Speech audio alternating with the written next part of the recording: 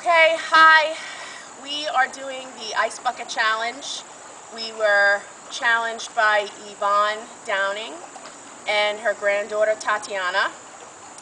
Allie and Jesse, she wanted to join, so they will gladly pour ice water on their mother. And we are dedicating this to Michael Clymer, who is battling ALS as we speak. And we are going to be nominating Sherry Davis and her daughter, Carly and Kaylin. And we're going to nominate Janine Panciarello and Chrissy Smith. We want to see you guys do it. Okay? All right, be nice to your mother. Oh my God. Okay, Jess, your turn. Whew.